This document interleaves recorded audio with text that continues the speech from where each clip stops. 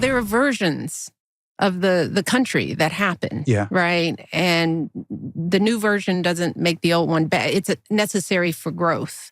And I think we're in just a janky version, right? Yeah, janky's right. It's a janky version right now.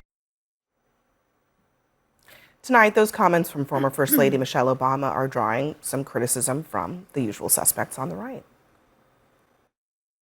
Michelle Obama has some not so nice things to say about America.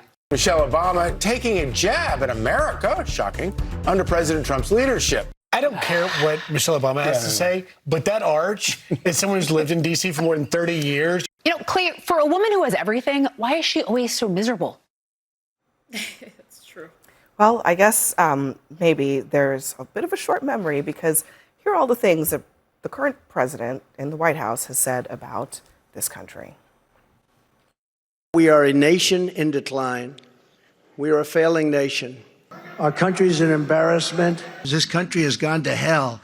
The American dream is dead. Portland is, I don't know how anybody lives there. Baltimore is a hellhole. Chicago is the worst. These places are really bad. In Washington, D.C., which is a horror show. We're like a garbage can for the world. Under Biden, the USA has been turned into a dumping ground. Today, we're like a third world country. Our country is being destroyed by stupid people. Agree. Starting with him. I mean, I don't care what Michelle Obama said, and honestly, like, it's really not that big of a deal, but I continue to listen to it because I saw it was a topic tonight. And she went on to say, I'm really digging how people are responding to this administration.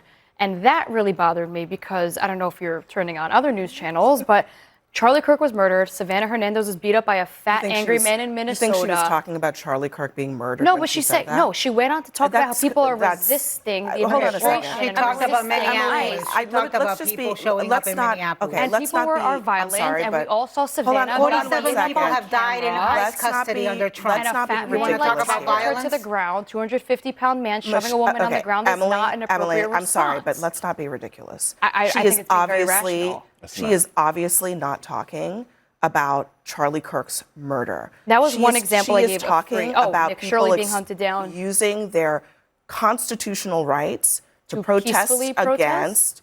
To peacefully protest against things that they don't like. And she's using her constitutional right to describe. Okay, but you're talking about Minneapolis, where we also saw 2 American citizens be murdered in the streets. We also saw these come on, that's what she's talking about. We're in a janky period of America where we're seeing American citizens be targeted and shot. Emily, did she mention any of the things that words that you're putting in your mouth? No, she mentioned Minnesota, which I thought was ironic given what just happened to Savannah. This is all over the news today. I think she was talking about the killings of Renee Good and Alex Preddy. But she didn't say that. So the way you interpreted it, she was talking about the people of Minneapolis showing up in defense of their community and their But they're not peacefully defending a community. They were very peaceful. I watched the footage. There was no need for those 2 people to die. 3 people agreed, and you could also simultaneously agree this is a ridiculous, honestly, this is a ridiculous, let's move on from that because I think that's what she was getting at is that I actually found what she was saying to be incredibly hopeful. She's saying that no matter how bleak it feels right now, that she's betting on the power of America, that we can always course correct, that even if things feel dark right now. I hear your translation. It is a janky, broken period for America. I totally agree with you. Totally agree with you. And the fact is that Michelle Obama, for a long period of time from conservatives, has gotten just an unfair, I mean, they've talked about her looks. They called her out her name. They called her an ape. They called her a monkey. Michelle Obama is and Melania spared from that. It's every first lady that gets scrutinized. We're not necessarily talking about the same thing, but I'm going to finish.